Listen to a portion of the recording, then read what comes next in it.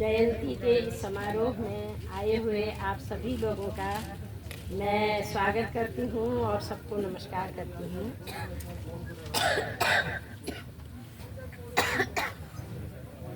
काफ़ी समय हो गया जब से मैंने मंच पर आकर बोलना बिल्कुल छोड़ दिया है। हालांकि बहुत समय तक मैंने मंचों पर बहुत बोला है और सामाजिक राजनीतिक प्रश्नों पर बोला है, लेकिन अब छोड़ दिया है। पता नहीं, मैं यहाँ आई हुई थी और जब मैंने देखा यूट्यूब में कि कोई प्रोग्राम होने वाला है जिसमें मैं ही मुख्य वक्ता हूँ, तो फिर मैंने खोजबीन शुरू की तो पता चला हाँ ये सच है। और फिर मुझे मना करना या अस्वीकार करना कुछ अच्छा सा नहीं लगा, तो मेरे बोलने में बहुत रुकावट हो सकती है। मैं प्रवाह में बोलना भूल गई हूँ, इसलिए आप लोग क्षमा करेंगे। आज सुबह जब मैं प्रतीक्षा कर रही थी JN पंजी की कि वो आएंगे और फ़ोन करेंगे कि चलना है, तो मैं थोड़ी देर बैठी थी तो मैंने ऐसे ही फेसबुक में देखा तो खोलते ही एक पोस्ट मिली सुरेश पंत जी की। सुरेश पंत इसी गांव के हैं, आप उपराड़ा के लोग तो जानते ही होंगे, इसी गांव के हैं और इत्तेफाक से मेरी बुआ के लड़के हैं। उनकी माँ हमारी बुआ है। वो यहाँ नहीं पले उतना जितना कि वो हमारे गांव बिसाड़ में रह करके पले बचपन में, और वहीं से फिर लखनऊ चले गए और नौकरी के लिए दिल्ली चले गए। भाषा के बहुत जानकार हैं, एक ही भाषा नहीं बहुत सी भाषाओं के जानकार हैं और फेसबुक पर बहुत अच्छी पोस्ट उनकी आती हैं भाषाओं पर। उनकी 3 किताबें भी आई हैं, भाषा के साथ साथ, भाषा के बहाने, शब्दों के साथ साथ, इस तरह से किताबें भी आई हैं। गुमानी पर भी उन्होंने उत्तरीय का एक अंक निकाला था, एक पत्रिका उन्होंने प्रकाशित की थी 1900, वो बहुत पहले से करते थे, 1980 से कर रहे थे। 1990 में उन्होंने उत्तरीय पत्रिका का एक अंक निकाला था गुमानी पर। गुमानी के विषय में उनको बहुत सी जानकारी है। आप लोगों ने देखा होगा, बहुत लोगों ने वो पोस्ट देखी होगी, तो उसमें किसी और कार्यक्रम का हवाला था।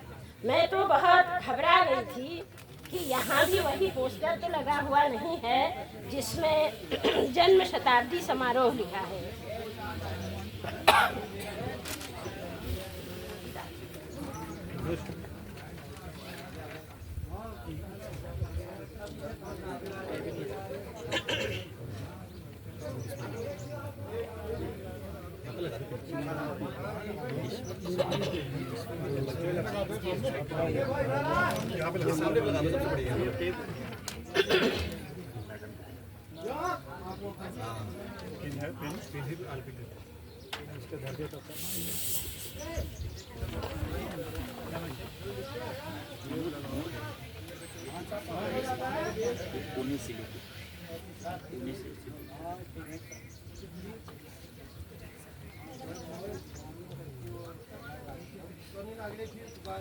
तो उन्होंने सुरेश पंत जी ने जो पोस्टर गुमानी को लेकर के आया होगा फेसबुक में, उस पर टिप्पणी करते हुए कुछ बातें लिखी हैं, वो तो ठीक हैं, लेकिन एक बात उन्होंने हमारे काम की लिखी है जो हम सबको जाननी चाहिए।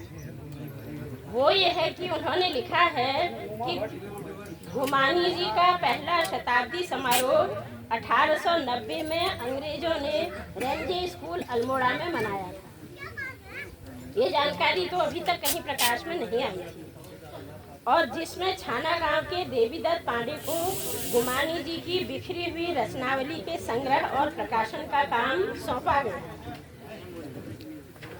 ये जो देवीदत्त पांडे हैं, ये गुमानी की बेटी के बेटे थे और छाना गांव के निवासी थे।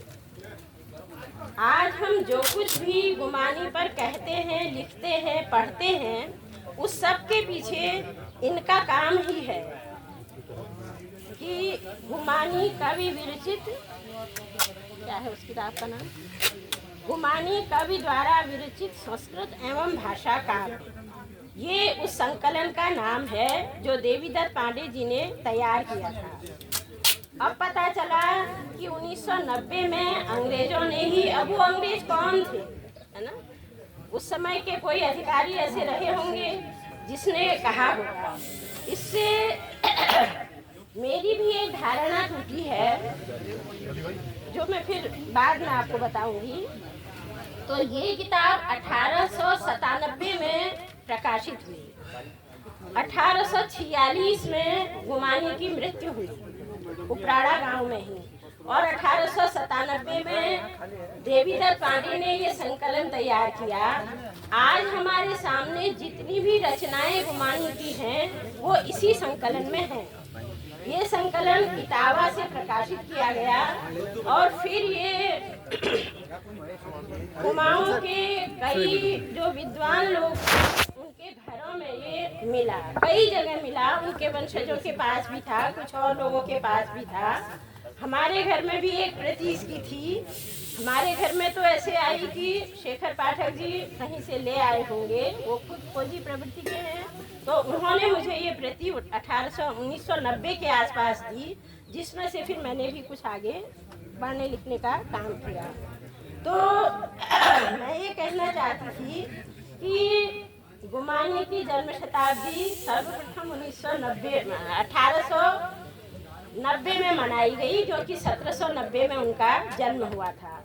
अब ये 1790 और 1791 में भी थोड़ा मतभेद है, क्योंकि कितना था, मैं तो संबत तो मैं भूल जाऊंगी। जो विक्रम संबत दिया हुआ है उसमें 57 वर्ष जोड़ करके ईस्वी सन हम लोग निकालते हैं, घटा करके 57 वर्ष घटा करके ईस्वी सन और 78 वर्ष जोड़ करके शाके निकालते हैं। तो गुमानी की जो जन्मतिथि दी गई थी उस पर 57 वर्ष जब जोड़े तो वो सीधे 1790 में पहुंची। लेकिन बाद में एक और विद्वान है कैलाश चंद्र लोहनी, वो अभी हैं, है ना, कैलाश चंद्र लोहनी जी ने ये हिसाब लगाया कि जनवरी में सन बदल जाता है और विक्रम संवत ये मार्च अप्रैल या मार्च अंत में बदलता है। तो गुमानी जब पैदा हुए तो सन तो बदल गया था, विक्रम संवत नहीं बदला था, इसलिए उन्होंने कहा कि 1791 लग गया था।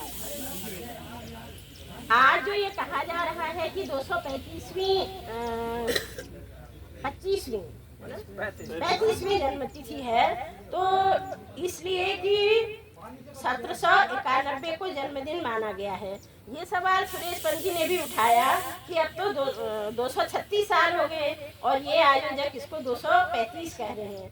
तो अगर आप 1790 ही जन्मदिन मानते हैं तो फिर 236 साल हो गए हैं, और अगर 91 मानते हैं तो ये, तो विद्वानों में इस तरह का विवाद तो चलता ही रहता है। और आजकल ज़्यादातर लोग 1791 सन गुमानी के जन्म का मानते हैं। गुमानी एक प्रकार से खो गए थे सबके लिए, है ना, हम सब लोगों के लिए। लोगों की स्मृति में थे, गांव वालों की स्मृति में थे, कुछ विद्वानों की स्मृति में थे, लेकिन आम चर्चा उन पर नहीं थी। 1960 के बाद इस इलाके के, उत्तराखंड के कहना चाहिए, कई विद्वानों ने जब अपनी भाषा, अपना लोक साहित्य, विशेषकर लोक साहित्य की खोज की और लोक साहित्य के संकलन प्रकाशित किए, तो उस समय गुमानी की ओर भी ध्यान गया। सबसे पहले मैं सोचती हूँ कि डॉक्टर त्रिलोचन पांडे जी ने गुमानी को प्रकाश में लाया। उन्होंने उनकी किताब कुमाऊं का भाषा और साहित्य है, उसमें उन्होंने गुमानी का जिक्र किया। लेकिन उसके बाद धीरे धीरे और भी जो शोधकर्ता थे, रिसर्च स्कॉलर थे, उन लोगों ने गुमानी पर लिखना शुरू किया। और जैसे चारुचंद्र पांडे जी, ये तो गुमानी के बड़े प्रसिद्ध कवि रहे, इनका एक लेख छपा था गुमानी की काव्य कला पर। या डॉक्टर भगत सिंह, इन्होंने किताब रिसर्च जो इन्होंने की थी उसका शीर्षक था हिंदी साहित्य को पूर्वांचल की देन। उसमें इन्होंने एक पूरा अध्याय गुमानी पंथ पर लिखा था। ऐसे ही सुरेश पल जी ने 1990 में उत्तरीय का पूरा अंक गुमानी पर निकाला। उसके बाद एक कहे गुमानी नाम से एक छोटी सी पुस्तिका हम लोगों ने भी तैयार की थी, बहुत छोटी पुस्तिका थी वो। फिर जो कैलाश चंद्र लोही हैं, उन्होंने देवीदत्त पांडे जी का संकलन तो लगभग बहुत कम उपलब्ध था, तो उन्होंने उस संकलन को पूरा का पूरा दोबारा से छापा। ये उनका बहुत महत्वपूर्ण योगदान, मतलब गुमानी के संदर्भ में भी और हम सब के ज्ञानवर्धन के लिए भी ये उनका योगदान रहा। उन्होंने गुमानी की सारी रचनाएं उससे वो लिख करके छपवाई। ये 1997 में छपा है कैलाश चंद्र लोही जी का, और इसका नाम है गुमानी ग्रंथावली। इसमें इन्होंने कुछ चीज़ें और जोड़ी, एक राम सहस्त्र गणदंडक इसमें जोड़ा और कुछ वो कुशल ये शगुन विचार वाली पुस्तिकाएं जोड़ी। इसके बाद एक नैनीताल में ही प्रोफेसर किरण टंडन हैं, उन्होंने गुमानी रचनावली नाम से उन्हीं रचनाओं को फिर से छापा, लेकिन उनका योगदान ये है कि उसमें उन्होंने पूरा अनुवाद दिया है। जो देवीदत्त पांडे जी की किताब है उसमें तो अनुवाद नहीं है, उसमें केवल एक रचना में स्वयं देवीदत्त पांडे जी ने टीका लिखी है, बाकी उसमें अनुवाद नहीं है। तो किरण टंडन की किताब से गुमानी रचनावली के नाम से उन्होंने प्रकाशित करवाई, और उससे ये फ़ायदा हुआ कि हम लोग जो एकदम से संस्कृत नहीं समझ सकते, उस अनुवाद के सहारे गुमानी की कविता को समझ सकते हैं। लेकिन इस बीच एक और महत्वपूर्ण काम हुआ कुमाऊं विश्वविद्यालय में ही। कमल कुमार पांडे एक शोध छात्र थे संस्कृत के, और उन्होंने गुमानी की रचनाओं पर पीएचडी की। वहाँ संस्कृत के प्रोफेसर थे हरिनारायण दीक्षित जी के अंडर में उन्होंने पीएचडी की, और उन्होंने लिखा है कि इसकी प्रेरणा मुझे यमुना दत्त वैष्णव अशोक जी से मिली। यमुना दत्त वैष्णव अशोक भी यहाँ के एक प्रसिद्ध साहित्यकार थे, अब नहीं हैं, और बहुत तरह की रचनाएं, खासकर विज्ञान कथा लेखक के रूप में वे ज़्यादा जाने जाते हैं। इतिहास, कुमाऊं के इतिहास पर भी उन्होंने किताबें लिखी, तो उनकी प्रेरणा से कमल कुमार ने ये पीएचडी की।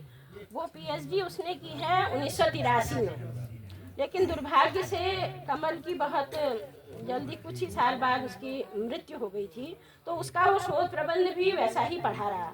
अभी 2017 में उस शोध प्रबंध को प्रकाशित किया है पहाड़ संस्था ने, ये है।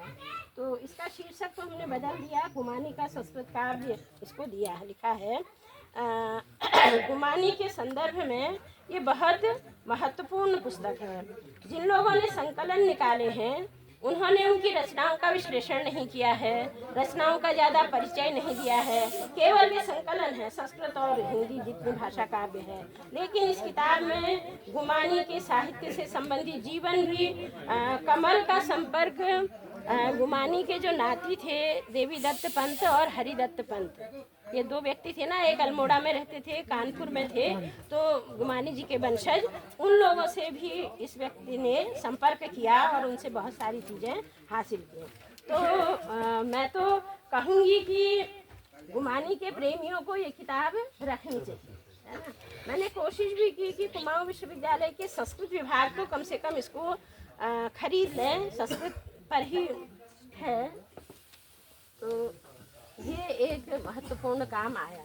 तो इस तरह से इस समय कई किताबें हमारे सामने हैं जो गुमानी के पूरे साहित्य को हमारे सामने रखती हैं, लेकिन सवाल ये है उसको पढ़ेगा कौन, है ना। पढ़ने लिखने का जो रिवाज है, अब ये गुमानी कितने विद्वान थे। मैं कल कुछ एक किताब छोटी सी मैंने भी लिखी है, तैयार की, लोक रत्न गुमानी करके, साहित्य अकादमी ने इसको छापा। ये बहुत संक्षिप्त है, इसमें साहित्य तो उतना नहीं है, लेकिन समीक्षा थोड़ी बहुत गुमानी के बारे में है। तो मैं यही सोचती हूँ कि हम किताबें लिखते हैं, बहुत लोग किताबें लिख रहे हैं, हम उत्सव मनाने को हम तैयार हैं, लेकिन क्या हम पढ़ेंगे? नहीं तो आज जिस पोस्टर की सुरेश पल जी ने आलोचना की है उसमें उपराड़ा को उपरारा लिखा गया है, है ना। जन्म शताब्दी समारोह लिखा गया है, जबकि जन्म शताब्दी तो अब 2090 में होगी, है ना। अभी कहाँ से होगी? पहली 1890 में हुई, दूसरी 1990 में हुई, अब 2090 में गुमानी की तीसरी जन्म शताब्दी आएगी। हो सकता है बहुत धूमधाम से मनाई जाए, लेकिन हम तो नहीं रहेंगे। तो ये कुछ बातें उनके बारे में मैं कहना चाह रही थी। अब गुमानी की रचनाएं क्या हैं? गुमानी, मैंने तो अपनी किताब में भी लिखा है, मैं कहती भी हूँ कि गुमानी मूलतः संस्कृत के कवि हैं। गुमानी संस्कृत के कवि हैं और कुमाऊं में संस्कृत साहित्य की परंपरा भी बहुत समृद्ध थी, ऐसा नहीं है कि नहीं थी, है ना। पांडित्य की परंपरा भी बहुत थी और यहाँ के जो विद्यार्थी थे, यहाँ के मतलब सोचिए कि पहले तो यहाँ कत्यूरी राजाओं का शासन था और उस समय के जितने भी शिलालेख या ताम्रपत्र मिलते हैं वे संस्कृत में मिलते हैं, वे पहाड़ी भाषाओं में नहीं हैं। उसके बाद चंद राजाओं का शासन आया तो चंद राजाओं ने अपने राजभाषा के रूप में कुमाऊनी को मान्यता दी और उनके ताम्रपत्र शिलालेख जितने भी हैं मंदिरों में, गूंठ में, जो भी उनके मिलते हैं वो सब कुमाऊनी में मिलते हैं। शुरू की कुमाऊनी बहुत अलग है, जैसे आज हम बोल रहे हैं ऐसी तो हो ही नहीं सकती। लिखने में भी उसमें बहुत अंतर है, उसमें नेपाली का प्रभाव है, उसमें संस्कृत का प्रभाव है। उन ताम्रपत्रों को पढ़ना तो विशेषज्ञों का ही काम होता है। लेकिन ये बात है कि कुमाऊनी का विकास हो चुका था, लोग उसका प्रयोग कर रहे थे। ये लगभग 13वीं शताब्दी के आसपास की बात है। हमारी जो आधुनिक भारतीय आर्य भाषाएं हैं, मतलब हिंदी, बंगाली, गुजराती, मराठी, इन सबको हम आधुनिक भारतीय आर्य भाषाएं कहते हैं। इनका भी उद्भव लगभग 1000 ईस्वी, 1100 ईस्वी, 1200 ईस्वी और इनमें भी जो साहित्य मिलता है वो 13वीं के बाद से ही मिलता है। उससे पहले तो अपभ्रंश का काल आ जाता है। तो उसी समय से कुमाऊनी का भी विकास हुआ, गढ़वाली का भी विकास हुआ और चंद राजाओं ने संस्कृत को राजभाषा न मान करके पहाड़ी कुमाऊनी को राजभाषा माना और उसमें इस तरह से लेखन का कार्य हमारे पास 13वीं शताब्दी से कुमाऊनी के उदाहरण मिलते हैं। लेकिन चंद राजाओं ने एक ये भी प्रयास किया कि संस्कृत के अध्ययन अध्यापन के लिए बहुत उत्साह दिखाया। उन्होंने संस्कृत पाठशालाएं भी खोली। अल्मोड़ा में भी एक संस्कृत पाठशाला खोली गई और यहाँ के विद्यार्थियों को छात्रवृत्ति दे करके काशी भेजा गया। काशी जाने की परंपरा हमारे यहाँ बहुत थी। काशी जाकर के इन्होंने अध्ययन भी किया, कुछ तो काशी ही रह गए। बहुत से संस्कृत के विद्वानों ने काशी में ही रह करके पढ़ा भी और वहीं अपना जीवन भी बिताया। लेकिन बहुत से लौट आए, यहाँ आकर के वो आजीविका के लिए कोई वृत्ति का कार्य भी करते थे, है ना। वो भी काशी से पढ़ करके आते थे और अन्य आयोजन जो धार्मिक होते हैं उनमें भी भागीदारी करते थे। लेकिन वे रचनाकार भी थे, है ना। ऐसी एक लंबी सूची अगर आप कहें तो मैं सुनाऊं, नहीं तो फिर आप देखिएगा। एक लंबी सूची उन विद्वानों की है जो संस्कृत पढ़े और जिन्होंने संस्कृत में उत्कृष्ट रचनाएं की और उन रचनाओं का जो पूरे देश का संस्कृत साहित्य का इतिहास है उसमें उनका स्थान मौजूद है। ऐसा नहीं है कि वो यहीं तक सीमित रहे, बल्कि उनका स्थान पूरे संस्कृत साहित्य के इतिहास के पुस्तकों में उनका नाम है। गुमानी का भी नाम है। बलदेव उपाध्याय की संस्कृत साहित्य का इतिहास जो है उसमें गुमानी का भी जिक्र किया गया है।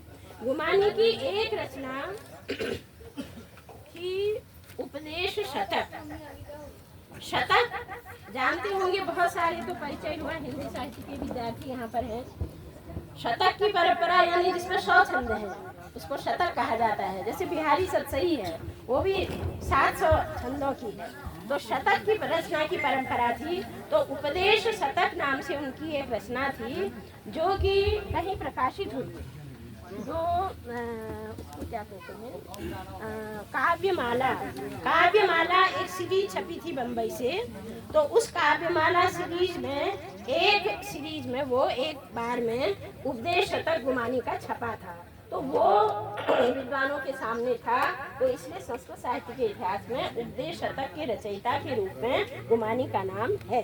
उससे पहले 1891 में रेवाधर उप्रेती थे अल्मोड़े के ही, उन्होंने गुमानी नीति करके इनका समस्या पूर्ति वाला जो काव्य है उसको प्रकाशित किया था। और उसी को फिर ग्रियर्सन ने अंग्रेजी अनुवाद सहित इंडियन एंटिक्वेरी एक श्रृंखला चलती थी, उसमें उन्होंने उसको छापा था। तो इस तरह से ये दो रचनाएं बहुत पहले ही गुमानी की प्रकाश में आ चुकी थी, यानी कुमाऊं से बाहर भी जिनको लोग जान रहे थे या समझ रहे थे। समस्या पूर्ति जो काव्य है वो बिल्कुल अपने आप में अनूठा है। आप लोगों को पता होगा ही, मैं सोचती हूँ। उसमें एक तो यह है कि समस्या पूर्ति ही एक तरीका है काव्य रचना का। आशु काव्य रचना का तरीका है, आपको एक समस्या दी जाती है, लाइन दी जाती है, इसके आधार पर आप कविता लिखिए, 4 पंक्तियां और गढ़िए, ये तो है। लेकिन गुमानी ने जो समस्या पूर्ति काव्य लिखा उसकी विशेषता ये है कि उसमें एक पंक्ति संस्कृत की है और एक पंक्ति हिंदी की है। हिंदी की अनेक लोकोक्तियों को उन्होंने लिया और उन दूसरी पंक्ति लोकोक्ति है और पहली पंक्ति जो है वो संस्कृत का वाक्य है, कोई दृष्टांत है। पहली पंक्ति संस्कृत है, दूसरी पंक्ति कुमाऊनी है। पहली पंक्ति संस्कृत है, दूसरी पंक्ति नेपाली है। तो इस तरह से संस्कृत, हिंदी, कुमाऊनी और नेपाली, इन 4 भाषाओं का मिश्रण समस्या पूर्ति काव्य में है। और उसमें जो दृष्टांत हैं वो पुराणों के दृष्टांत हैं। पुराण या जो महाकाव्य हैं वे हमारे तमाम साहित्य का क्या है, स्रोत है, आधार है। मतलब जैसे रामायण की कहानियाँ हैं, भारत की कहानियाँ हैं, भागवत की कहानियाँ हैं, वो हमारे हिंदी साहित्य की बहुत सारा जो साहित्य है खासकर मध्यकाल तक उसका आधार रूप में वे काम करती हैं। तो उन्हीं पुराणों से या भागवत से या महाभारत से प्रसंग लेकर के पहली पंक्ति संस्कृत में और दूसरी पंक्ति हिंदी या कुमाऊनी या नेपाली में इस तरह का काव्य है। उसकी ओर संस्कृत के इतिहासकारों का ध्यान नहीं गया, लेकिन उपदेश शतक को उन्होंने गुमानी की रचना के रूप में मान्यता दी। गुमानी की जो रचनाएं हैं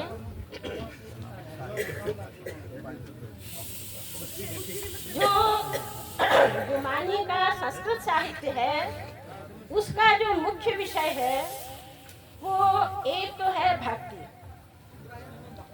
दूसरा है ज्ञान और तीसरा है नीति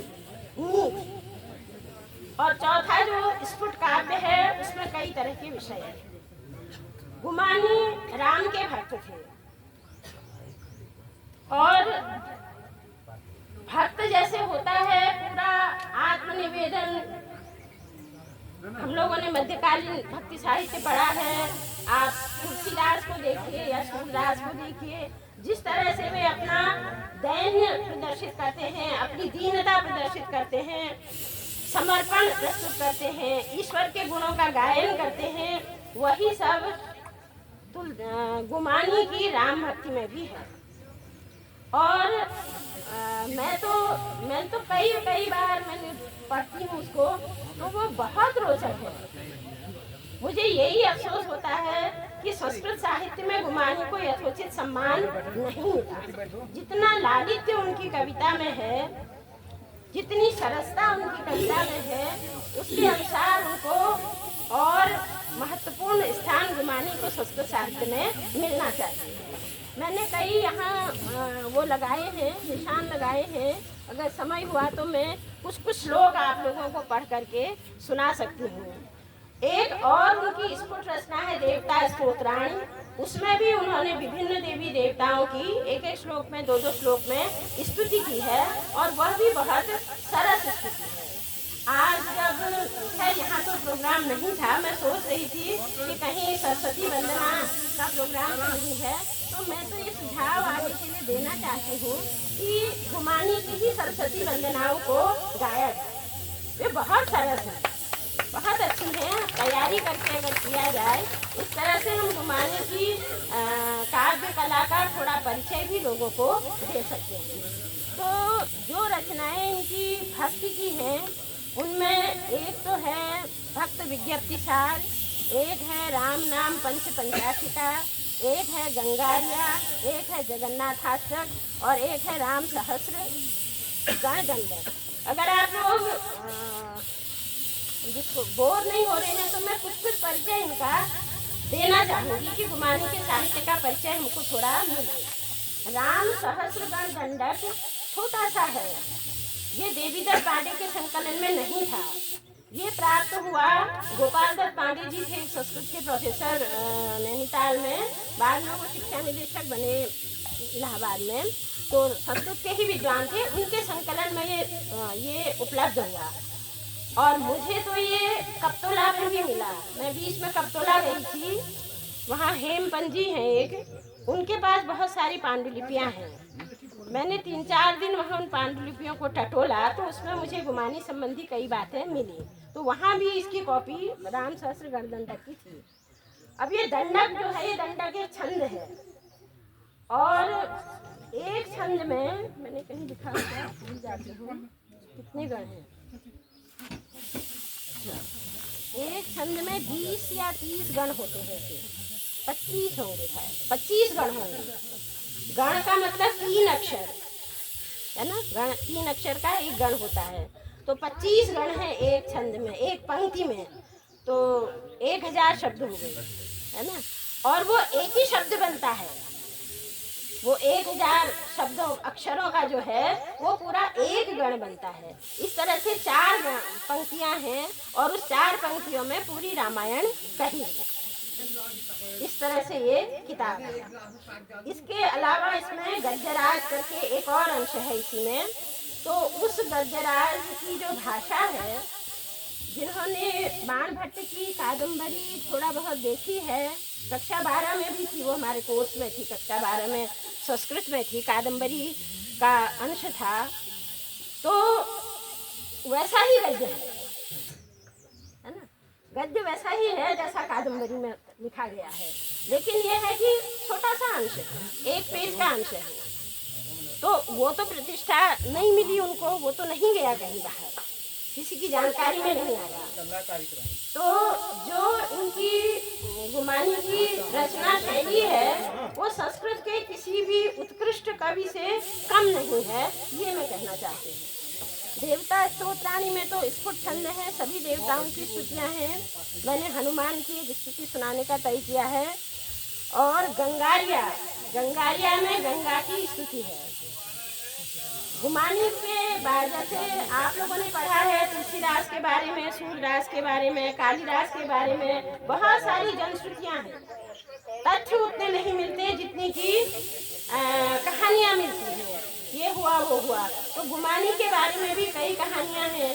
कहा जाता है कि भोजन करते समय इनका यज्ञोपवीत एक बार जल गया तो उन्होंने प्रण किया कि आज से मैं पका हुआ भोजन नहीं खाऊंगा, और फिर कच्चा ही भोजन उन्होंने 3 साल तक किया।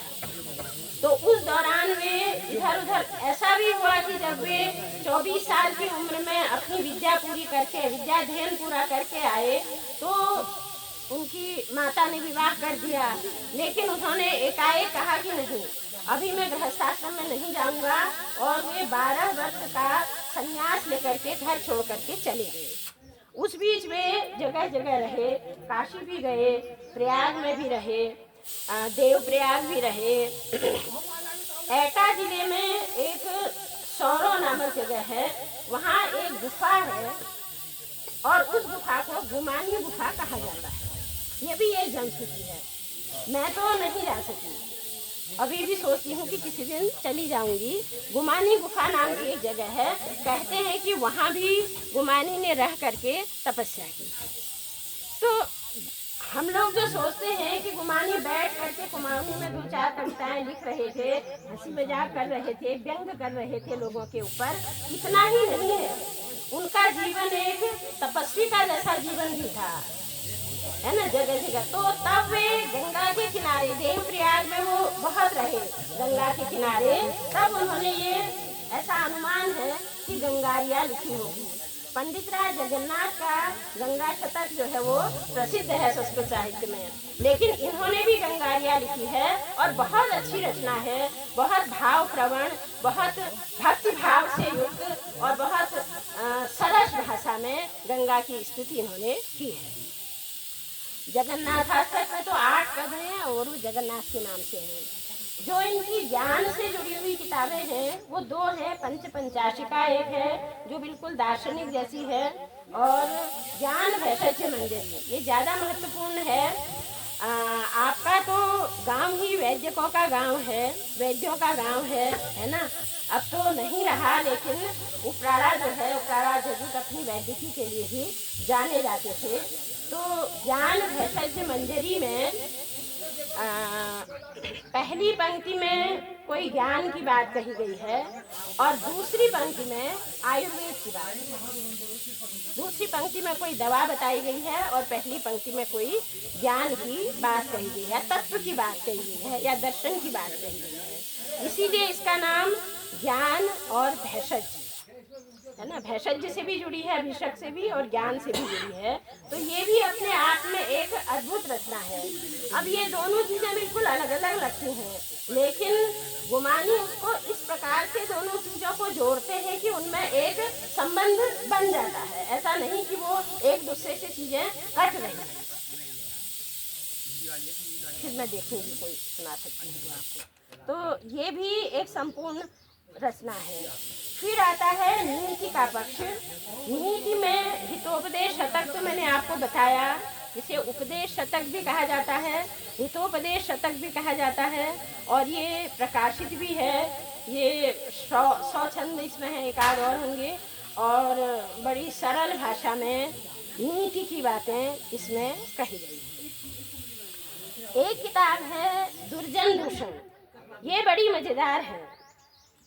इसमें दुर्जनों के बारे में है, और पढ़ते पढ़ते मुझे तो ऐसा लगा कि जैसे कोई आदमी खड़ा होकर के धारा प्रवाह गालियां दे रहा है। दुर्जन को इतना कोसा गया है, इतना कोसा गया है, इसमें ऐसे ऐसे शब्द कहे गए हैं, तुम्हारे मुंह में गाय का मल पड़े, यहाँ तक की भी बातें हैं दुर्जन के लिए। और सारी गालियां देने के बाद अंत में गुमानी ये भी कह देते हैं, मैं तुम्हारी निंदा नहीं कर रहा हूँ, मैं तुम्हारे स्वभाव का वर्णन कर रहा हूँ, तुम हो ही ऐसे। तो ये इनका दुर्जन दूषण है। बहुत मतलब गुमानी एक भक्त भी है, एक है ना उपदेष्टा भी है, और एक बिल्कुल यथार्थ की भाषा है, बिल्कुल यथार्थ का चित्रण। और दुर्जन और सज्जन की निंदा और प्रशंसा का हमारे यहाँ काव्य में एक रूढ़ी जैसी है। जब किसी काव्य को, किसी रचना को शुरू करते हैं तो कवि लोग शुरू में दुर्जन की निंदा करते हैं और सज्जन की प्रशंसा करते हैं। ये प्रायः बड़ी रचनाओं में, महाकाव्यों में होता है, लेकिन यहाँ इन्होंने अलग से एक दुर्जन दूषण लिखा है। फिर कुछ रचनाएं इनकी ऐसी हैं जो कि अलग ही है बिल्कुल, जैसे शतरंज पर है किताब, एक छोटा सा कुछ छंद है, ये छंद है, किताबें नहीं है। गंजफा क्रीड़ा पर है, तमाकू पत्र की महिमा है। तो इस तरह से जो ये क्रीड़ा वगैरह हैं, इन पर छोटे छोटे अंश हैं। इसके बाद देखें तो अपने समाज और राजनीति पर भी संस्कृत में गुमानी ने लिखा है। उनकी 2 छोटे अंश हैं, एक है अंग्रेज राज्य वर्णनम और एक है लाट द्वय प्रकरणम। पहले मैं एक और बात कह दूं कि गुमानी का ध्यान इस तरफ नहीं रहा कि वो अपनी रचनाओं को ठीक से पूरा करें। कई रचनाएं आधी अधूरी हैं और इनकी जो प्रवृत्ति रही, कोई भी कागज मिला उसमें लिखा और रख दिया। अभी मैं कप्तोला की बात कर रही थी, वहाँ मुझे नए छंद कुछ मिले और वो ऐसे ही किसी एक कोई टीका की किताब है, उसके पीछे गुमानी का कोई छंद लिखा हुआ है, क्योंकि ये अपनी रचना में अपना नाम देते हैं अंत में, तो इसलिए वो ये नहीं कह सकते कि इनका नहीं है, शैली इनकी है ना। तो लिखा भी है, देवीदत्त पांडे जी ने ही शायद लिखा है कि अगर इनकी सारे खर्रे जो जिसमें लिखते थे, सारे खर्रे अगर इकट्ठा कर दिए जाएं तो 1 लाख से ज़्यादा छंद गुमानी के मिल जाएंगे। लेकिन दुर्भाग्य कि वो नहीं मिल पाए, है ना, नहीं मिल पाए, किसी ने खोजा नहीं। अभी भी बरसात गांव में वहाँ के जो विद्वान थे तारादत्त पंत जी, है ना, 1-2 पीढ़ी पहले, उनके नाती यहाँ बेरीनाग में डॉक्टर हैं, डॉक्टर पंत है बेरीनाग में, नाम याद है दिनेश पंत जी, वो तारादत्त पंत जी के नाती हैं। तो मैं उनके घर गई, उनको लेके गई, तो उनका जो एक नीचे के कमरे में तो ठीक है, ऊपर एक ढैया है, उस पूरी ढैया में पांडुलिपियाँ पड़ी हैं। ये मैंने देखी हैं 7-8 साल पहले मैं गई थी, है ना, और मेरी हिम्मत नहीं हुई कि मैं उस मतलब धूल धक्कड़ और जाले लगे हुए थे पूरे, और बिल्कुल ऐसे पड़ी हुई थी। तो कुछ लोग मेरे साथ, कुछ नए विद्यार्थी मेरे साथ होते तो शायद इसको हम पलटने की कोशिश कर सकते थे। तो वो ऐसी ही रहेंगी और फिर ऐसे ही वो ख़त्म हो जाएंगी। एक जोशी जी हैं गंगोली हाट में, योगेश चंद्र जोशी जी, उनके पास उनके घर में भी 3-4 बोरों में किताबें थी, लेकिन जब वो रिटायर होके आए और उन्होंने देखा तो कहते हैं कि उन बोरों में केवल धूल थी, किताबें कहीं नहीं थी, सब खत्म हो गई थी। तो इस तरह से, लेकिन कुछ चीज़ें अभी भी निकाली जा सकती हैं, लेकिन फिर वही सवाल है कि कौन इतना वक्त देगा, कौन इतनी रुचि दिखाएगा, और संस्कृत की उन पोथियों को पढ़ करके कौन ये कहेगा कि ये गुमानी की है, ये इसकी है, ये इसकी है। गुमानी पर जब भी बात शुरू हुई यहाँ, तो मेरे मन में तो यही बात आती थी कि यहीं एक संग्रहालय पांडुलिपियों का बनना चाहिए, और पूरे उत्तराखंड से हम पांडुलिपियाँ संकलित करें और यहाँ एक संग्रहालय बनाएं। मैं एक बार गुमानी की ही रचनाएं ढूंढने के लिए हिमाचल में नाहन गई थी, तो वहाँ के राज परिवार के लोगों से भी मिली, क्योंकि गुमानी नाहन में भी रहे थे। तो वो तो रचनाएं गुमानी की तो नहीं मिली। एक लाइब्रेरी थी जो उन्होंने ही मतलब राज परिवार के ही लोगों ने बनाई थी, तो उस लाइब्रेरी में मैंने देखा कि 2-3 अलमारियाँ थीं पांडुलिपियों की, और पांडुलिपियों का बहुत अच्छे से वर्गीकरण किया गया था, कौन किस विषय की है, कौन किस विषय की है, कौन किस सन की है। तो बहुत अच्छे से वो पांडुलिपियाँ वहाँ रखी गई थी, महिमा पुस्तकालय था बल्कि उसका नाम। तो मुझे देखते ही अंदाज आ गया कि यहाँ गुमानी की कोई रचना नहीं है, क्योंकि इतने बढ़िया तरीके से पांडुलिपियाँ वहाँ रखी हुई थी। अब हम लोग खुद अपना समय और श्रम दे सकते हैं, लेकिन जो आर्थिक सहायता है वो कहीं ना कहीं से हमें मिलनी चाहिए। अगर आर्थिक सहायता कहीं सरकारी तौर पर कहीं हमें मिलती है, तो या हम फिर जनता के बीच से ही इतना पैसा कर सकते हैं, तो तब ये चीज़ संभव हो सकती है। लेकिन ऐसा होना चाहिए, नहीं तो और भी चीज़ें खत्म होंगी। अब लोगों को लगता भी है कि इनकी क्या ज़रूरत है, संस्कृत की पांडुलिपियों की हमें क्या ज़रूरत है, लोग यही सोचते हैं ना। तो मैं सोचती हूँ अपना इतिहास, अपना अतीत हमें जानना तो चाहिए। अब ये 2 किताबें जो थी, मैं भटक गई, अंग्रेज राज्य वर्णन और लॉर्ड गई प्रकरण, ये भी छोटी छोटी हैं, कुछ कुछ छंद हैं इसके, मैं रचना कह रही हूँ, कुछ कुछ छंद हैं। इनमें उन्होंने अंग्रेजी राज्य व्यवस्था का वर्णन किया। अंग्रेज आ गए हैं, आपको पता है, सभी को मालूम रहता ही है कि क्या 1790 में जिस समय गुमानी का जन्म हो रहा था, 1790 1791, उससे कुछ समय पहले ही चंद्रवंश का पराभव हो गया था। गोरखे आए और गोरखों ने यहाँ कुमाऊं में 1806 में गढ़वाल को अपने वश में किया, अपने अधीन किया, और 1790 में उन्होंने कुमाऊं को अपने अधीन कर लिया था। तो और 1815 में यहाँ गोरखों को पराजित करके अंग्रेजों का शासन स्थापित हो गया था। गुमानी का जन्म 1790 में हुआ। गुमानी से पहले चंदों का शासन था, जो एक परंपरागत, एक सामंतीय व्यवस्था, जैसे इस देश में तमाम राजे रजवाड़े थे, उस तरह की व्यवस्था चंदों की चलती थी, राजशाही चंदों की थी। फिर गोरखे आए, गोरखे भी राजशाही के तहत आए, लेकिन उन्होंने यहाँ क्या किया, बहुत अत्याचार किए। गोरखोली या गोरख्याणी शब्द ही इस अर्थ में प्रयोग में लाए जाते हैं कि बहुत ही ज़्यादा अत्याचार। गोरखे भी पराजित हुए, लोग गोरखों से बिल्कुल घबरा गए थे, बिल्कुल संत्रस्त हो गए थे, इतनी लूट खसोट गोरखों की ओर से की जाती थी। तो गोरखे जब गए तो अंग्रेजों का भी यहाँ के लोगों ने स्वागत किया, है ना, कुछ लोगों ने तो स्वागत किया और आसानी से अंग्रेज यहाँ 1815 में आ गए। और जब अंग्रेज आए तो उनके पास तो एक पूरी चाक चौबंद व्यवस्था थी, हर चीज के लिए नियम बनाए थे, कानून बनाए थे। आते ही अंग्रेजों ने तो बंदोबस्त शुरू कर दिया, यहाँ का जमीन कहाँ है, क्या है, जंगल कितने हैं, कैसे हैं, और उसके हिसाब से सारे नियम कानून उन्होंने लागू किए, कुछ पुराने कानून ख़त्म भी कर दिए। तो इस तरह से गुमानी का जो समय है वो चंदों के बाद शुरू होता है। गोरखा शासन उन्होंने देखा, गोरखा शासन पर एक श्लोक, एक छंद गुमानी का है जिसको सभी लोग जानते हैं, है ना, क्या है? दिन दिन खजाना का हाँ, दिन नहीं, ये तो गोरखों पर है।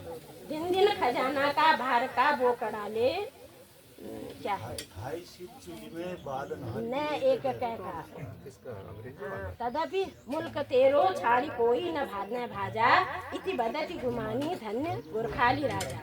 मतलब गोरखों ने अपने खजाने का भार जो है वो बेगार करवा करके लोगों के सिर पर इस तरह से ढुलवाया कि चूल्ही के बाल सबके उखड़ गए, और फिर भी गोरखों का राज्य छोड़कर कोई बाहर नहीं गया। ये तो उन्होंने गोरखों पर कहा। लेकिन जब अंग्रेज आए और अंग्रेजों ने अपनी व्यवस्था लागू की, तब भी गुमानी ने एक छंद लिखा, एक ही छंद है वो हिंदी में, मल्ले महल उड़ाई नंदा, अंग्रेजों ने अल्मोड़े का नक्शा और करा, विष्णु का देवाल उखाड़ा, बेड़ी खाना कहाँ धरा, मल्ले महल उड़ाई नंदा बेड़ी खाना कहाँ धरा। उससे पहली लाइन, घोड़े का नक्शा और का और कराई, पहले कुछ और एक लाइन और है जो अभी मैं इसको देख के बोलूँ। तो गुमानी ने अंग्रेजों का राज्य आता हुआ देखा, व्यवस्था होती हुई देखी, और फिर उस व्यवस्था पर उन्होंने संस्कृत में कविता में कुछ छंद लिखे। तो वो छंद अंग्रेज राज्य वर्णन है। उसकी विशेषता ये है कि पहले तो वो कहते हैं कि भाई अंग्रेज आए तो पुल बना दिए गए, बंगले बना दिए गए, सड़कें बना दी हैं, है ना, इस तरह की व्यवस्था उन्होंने की। कहाँ से ये आए? जो गुमानी की खड़ी बोली की कविताएं हैं लगभग वही संस्कृत में थी। अंग्रेज राज्य वर्णन में वही है जो उनका कुमाऊनी की खड़ी बोली कविता जो गुमानी की है, वही सब अंग्रेज राज्य वर्णन में थी। और लाट गई प्रकरण में उन्होंने व्यवस्था पर लिखा है कि 2 लाट होते हैं, एक जंगी लाट होता है, एक फौजी लाट होता है, इस तरह से कि क्या इनकी पूरी व्यवस्था है। इस काव्य की विशेषता ये है कि इसमें उन्होंने अरबी, फारसी और अंग्रेजी के शब्द संस्कृत भाषा में इस तरह से प्रयोग किए हैं कि वो लगता ही नहीं कि ये संस्कृत भाषा है और ये अरबी फारसी। उन सारे शब्दों को इतने सही से घुला मिला करके गुमानी ने उसमें ढाल दिया है। तो इसका मतलब क्या है कि भाषा में सिद्ध हस्त थे गुमानी। लिखने में कहीं संस्कृत में गुमाऊनी मिला दो, संस्कृत में नेपाली मिला दो, हिंदी में अंग्रेजी मिला दो, संस्कृत में अरबी फारसी मिला दो। हालांकि इस तरह की रचनाएं पहले भी हुई हैं। एक लक्ष्मीपति कवि थे यहीं के, एक कुमाऊं के ही, उन्होंने फर्रुखशेर चरित्र लिखा, तो उसमें भी उन्होंने इसी तरह के शब्दों का प्रयोग किया है। तो गुमानी की काव्य कला का ये भी एक नमूना है जो उन्होंने दिखाया है। समस्या पूर्ति के बारे में तो मैंने आपको बता दिया। थोड़ा सा चर्चा गुमानी के नाम पर भी हो सकती है।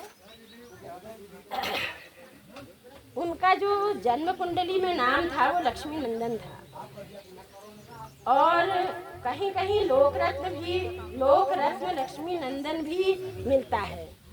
जो उपराड़ा वालों की वंशावली है, पिछली बार मैं मांग के ले गई थी यहाँ से, उस वंशावली में लक्ष्मी नंदन और पोस्ट में गुमानी ऐसा लिखा है। तो मेष राशि थी उनकी, है ना, लोकरत्न नाम था। ये गुमानी कहाँ से आया शब्द? कुछ लोगों ने कहा कि वो काशीपुर के राजा गुमान सिंह देव के आश्रय में रहे, इसलिए उनका नाम गुमानी पड़ गया।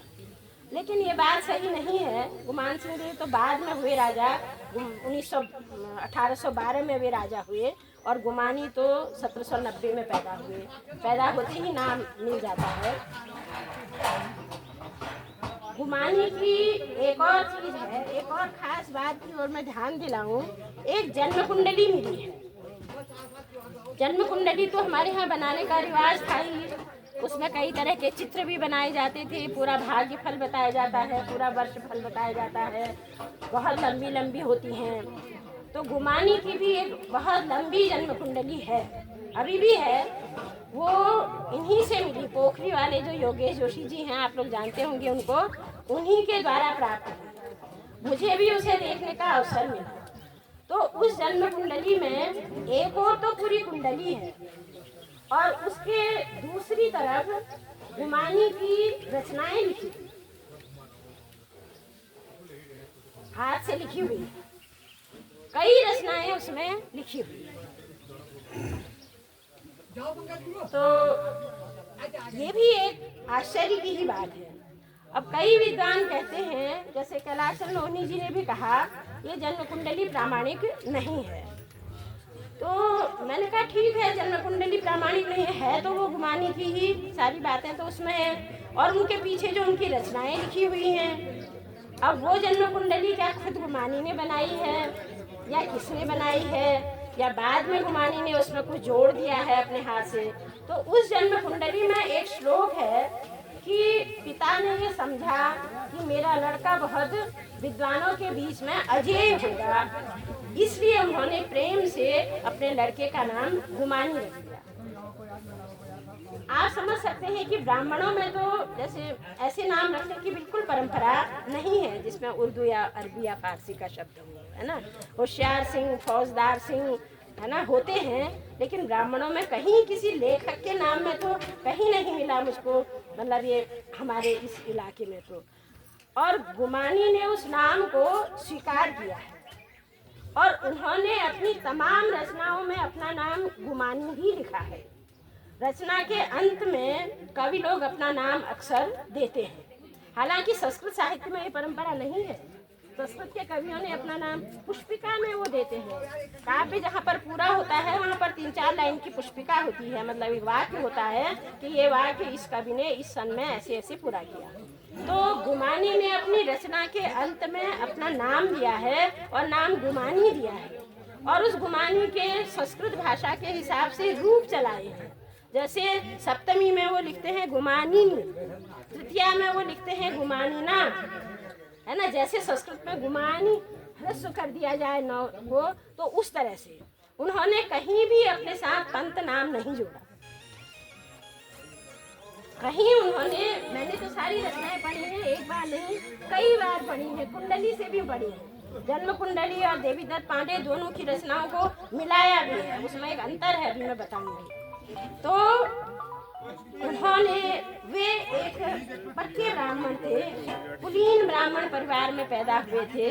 काशी में उनकी शिक्षा हुई, है ना।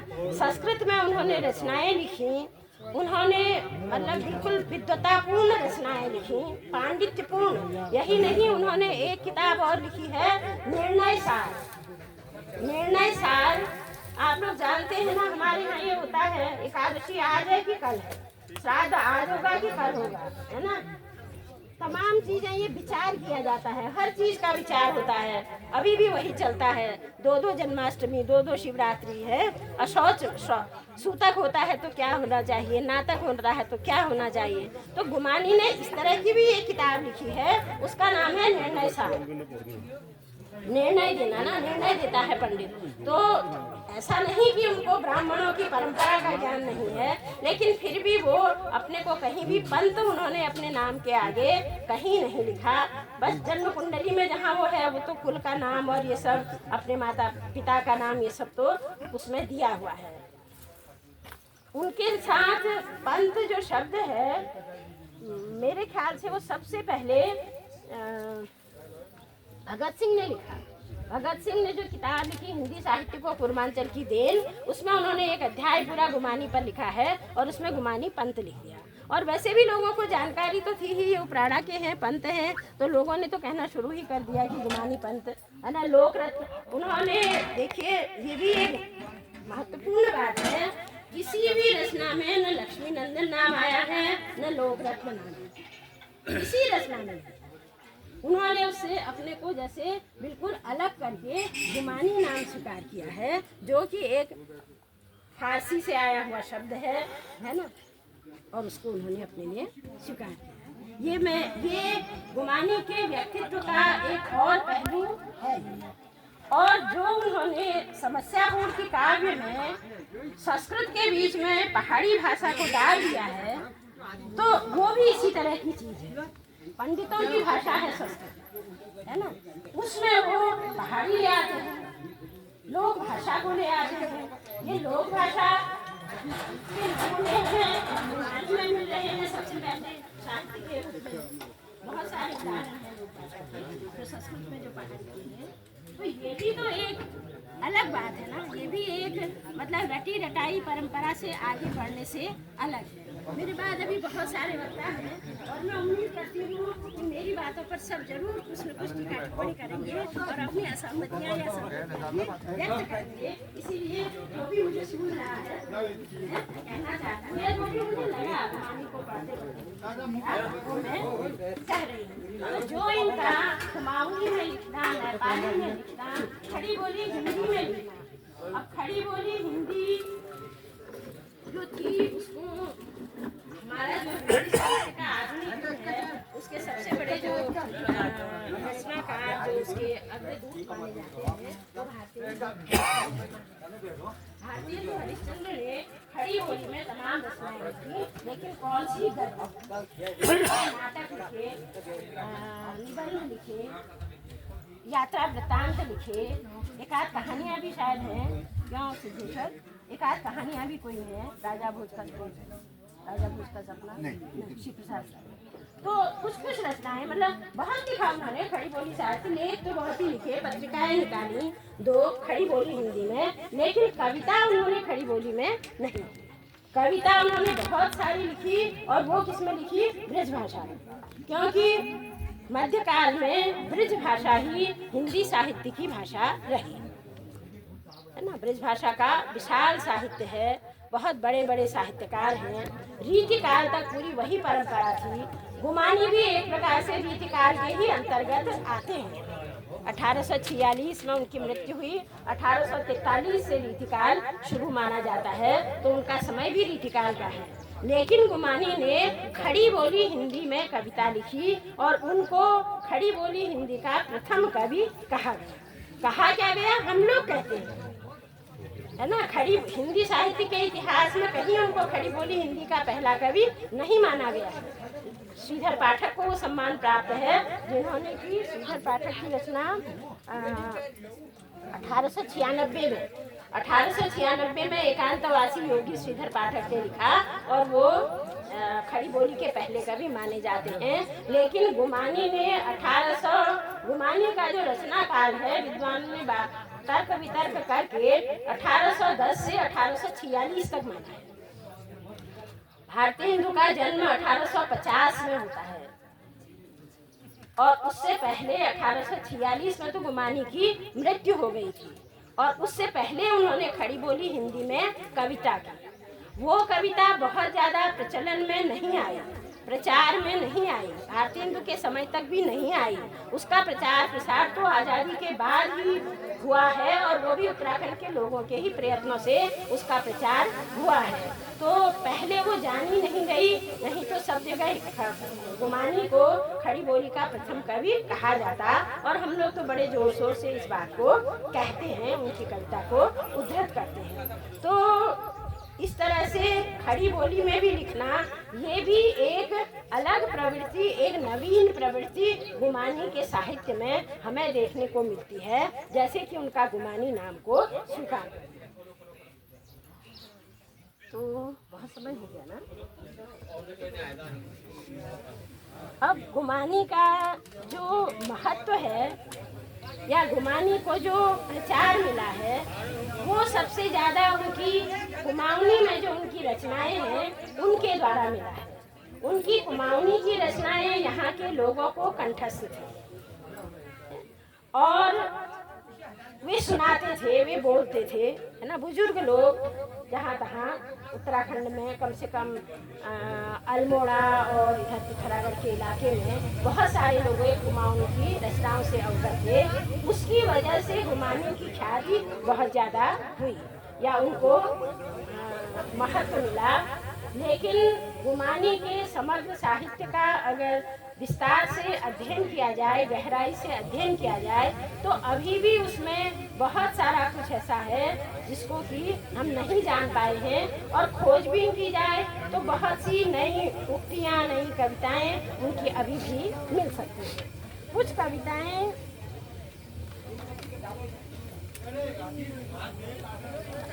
किसको चाहिए, देर हो गई है।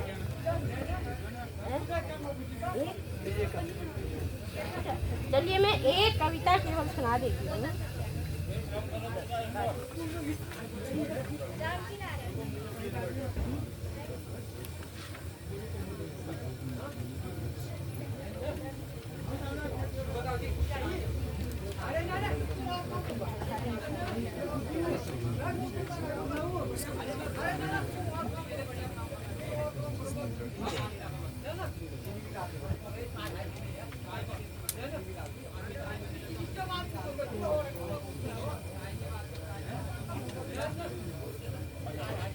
एक है सरस्वती वंदना, इसको सुन लीजिए। ये देवता स्तोत्राणी से है। कितनी कोमल इसमें भाषा है। या पराधादनम गीत संपादनम वल्लकी वादनम कल्पयंती जवार भक्त हृचारिणी भव्य विस्तारिणी भूयसाहारिणी मंडलादेन्दवार यत्तनुध्यान तो नाधिगम्यान तो ज्ञानमज्ञान तो मुच्यते तद्गतात् सा निसर्गत्वरम जिह्विका चत्वरम प्राप्य नः सत्वरम भारती नित्या। ये भारती की स्तुति है। एक स्तुति, गंगा की स्तुति भी सुनिए, अर्थ नहीं समझ पाएंगे। जय हर मुकुट तुहिन कर सहचरी, जय हरि पद खज निज नित, जय हरि पद नख जनित तल जले, जय जल निधि सती विमल वसनवती, जय भगवती कर धृत कमल। तो ये स्तुति के लिए, प्रार्थना के लिए इनका उपयोग अगर आज हम लोग करें तो अच्छा है।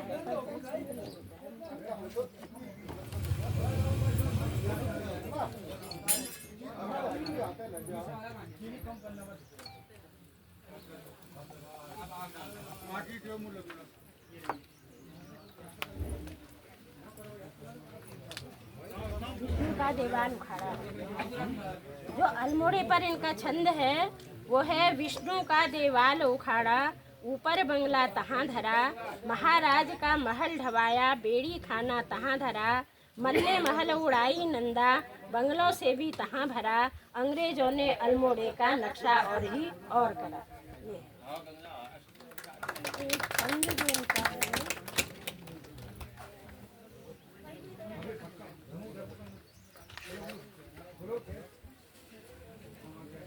ये हुमायूं की कल्पना क्या थी। हुमायूं का जन्म काशीपुर में हुआ, वहीं उनका बचपन बीता। अपने दादाजी के साथ वो रहे। पिताजी उनके नेपाल नरेश के यहाँ देवनिधि पंत नेपाल में राज वैद्य थे। फिर वो उपराड़ा भी आए होंगे क्योंकि चंदों का भी शासनकाल अस्त में ही था। फिर वो काशी भी गए। उन्होंने मुरादाबाद में उनके चाचा थे हरिकृष्ण पंत, उनसे उन्होंने विद्या प्राप्त की। फिर वो मुरादाबाद में थे चाचा। फिर वो कलौन आए, कलौन में थे हरिकृष्ण सूरी, कलौन में थे, उनके साथ रह कर के उन्होंने पढ़ाई की। फिर बाद में जब वो गए संन्यास लेकर के, तो फिर जगह जगह वो घूमे और बहुत सुखी और संतोषपूर्ण जीवन नहीं था। वैवाहिक जीवन भी सुखी नहीं था, है ना। 4 शादियां हुई ऐसा लिखा है लोगों ने। कमल कुमार पांडे ने लिखा है 4 शादियां हुई। अंतिम शायद ये कालशिला से हुई, इसीलिए वहाँ उतनी किताबें हैं। और 2 बेटे थे, लेकिन दोनों बेटों में बड़े बेटे से उनकी बिल्कुल नहीं पड़ती थी, लड़ाई होती थी। उसको उन्होंने अपनी संपत्ति से च्युत कर दिया। छोटा बेटा 6 महीने का था जब हुमायूं की मृत्यु हुई। तो इस तरह से उनका जो जीवन था वो बहुत सुखी नहीं था। राज्याश्रय में रहे, कहते हैं वो नाहन भी रहे, वो अलवर में भी रहे, वो पटियाला में भी रहे। इन सब जगहों के राजाओं की स्तुति में उन्होंने काव्य रचना भी की, लेकिन वो रचनाएं उपलब्ध नहीं। तो कैसी जिंदगी थी और क्या उनकी इच्छाएं थी, है ना। तो क्या है, पहाड़ी सभी समझते ही हैं हम लोगों में।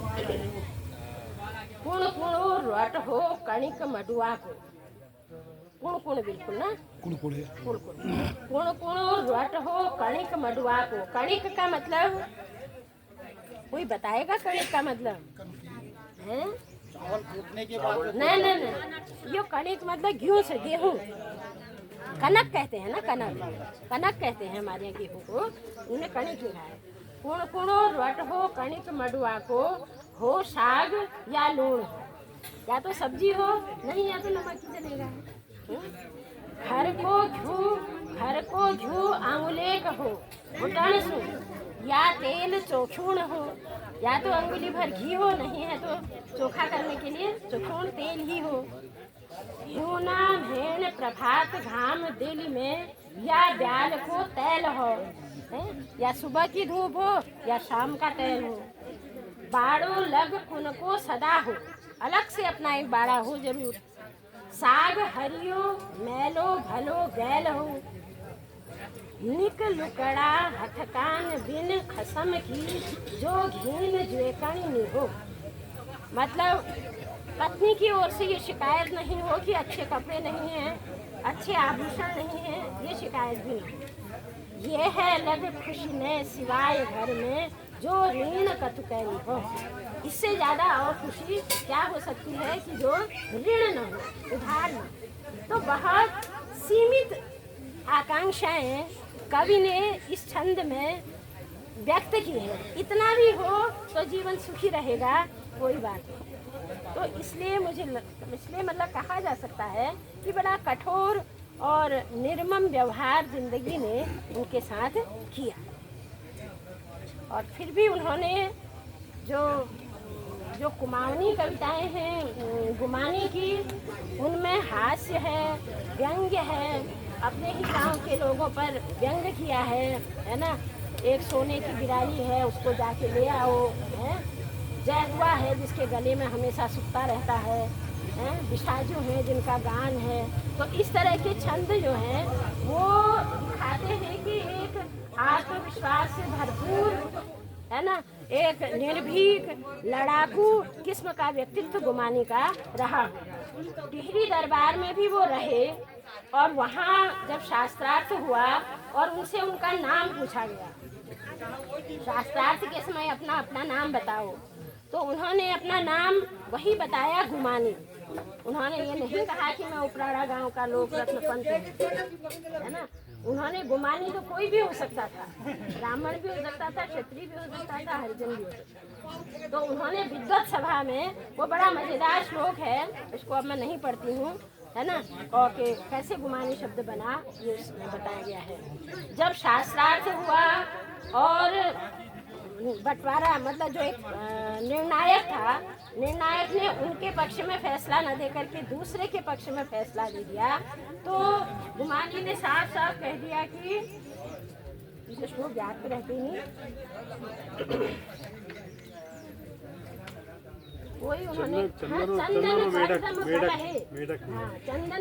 कलहे, मतलब चंदन और करदम का जब कला हुआ तो करदम को जिता दिया गया, क्योंकि जो कुएं में बैठा है वो यही निर्णय दे सकता है। तो सीधे सीधे दूसरे पंडित पर उन्होंने आक्षेप कर दिया। कीचड़ और चंदन का। अच्छा। तो मेढक को बनाया था उन्होंने, उसको निर्णायक को संज्ञा दिया। तो मेढक खुद कीचड़ में सना हुआ था। हाँ। इसलिए इसने चंदन को कीचड़ से कमतर बताया। तो मतलब एक निर्भीक व्यक्ति राज दरबार में भी अपनी बात को खुले मन से कहने वाले व्यक्ति वो थे, इसीलिए उनको कुछ मिला भी नहीं होगा। एक छंद है गुमानी का, जो गुमानी की मतलब प्रतिष्ठा को कम करता है। वो जब वो टिहरी गए, टिहरी में उनको राज्याश्रय नहीं मिला, सुदर्शन शाह ने उनको लौटा दिया खाली। तो वहाँ से वो लौटे, हवालबाग के रास्ते अल्मोड़ा को आ रहे थे, तो कुमाऊं कमिश्नर लशिंगटन से भेंट हुई। तो उस समय लशिंगटन से उन्होंने अर्ज की कि मुझे कुछ मिल जाए, मुझे कुछ, तो लेकिन वहाँ भी उनको कुछ नहीं मिला। तो वो ठेठ उर्दू में लिखा हुआ वो छंद है, छंद कुछ मैंने अलग से लिख लेने चाहिए थे, लिखे नहीं, और किसी को याद भी नहीं। तो उसमें है कि उसने, तो आप सब लोगों ने इतनी देर तक मुझे सुना है और मुझे बुलाया, इसके लिए मैं बहुत आभार व्यक्त करती हूँ। मैं इतना सिर्फ कहना चाहती हूँ कि जैसे इन्होंने लिखा कि 1990 में पहला, 1890 में पहला कुमाऊनी जन्म शताब्दी समारोह हुआ, 90 में भी हुआ दूसरा, लेकिन उसके बाद अगर निरंतर ये परंपरा रहती, मतलब जन्म शताब्दी नहीं लेकिन कुमाऊनी की जयंती मनाने का जो है 2012 में हुजूर भी आए थे, लेकिन फिर कुछ नहीं हुआ। तो मेरा कहना यह है कि कोई भी काम जब तक एक निरंतरता नहीं प्राप्त करता, उसका बहुत महत्व नहीं रह जाता। आप लगातार किसी चीज़ को कर रहे हैं, तभी वो चीज़ एक अपनी जगह बनाती है समाज में। इस साल हुआ कि 10 साल बाद हो तो कोई नहीं, हर साल अगर होता है तो गांव में भी एक माहौल बनता है, बाहर के लोगों में भी एक माहौल बनता है। और हो सकता है आप लोगों ने ये पहल की तो बहुत ही बड़ा काम आप लोगों ने किया। मैं देख रही हूँ कि मुख्य भूमिका प्रोफेसर वीएन पांडे की इसमें रही है और सब आयोजक इसमें सब जगह के प्राध्यापकों का सहयोग रहा है। तो ये एक बहुत अच्छी शुरुआत है, इस शुरुआत को रुकने न दिया जाए। इसके लिए हम स्थानीय, मैं भी अपने को स्थानीय ही मानती हूँ, यहाँ पर हम स्थानीय लोगों की जो जिम्मेदारी है, हमें भी इसको नहीं भूलना चाहिए और किसी न किसी रूप में गुमानी की स्मृति को बनाए रखना चाहिए। कोई स्मारक बने या कुछ बने, उस पर विचार विमर्श हो सकता है। मैं आप सबके प्रति आभार प्रकट करती हूँ।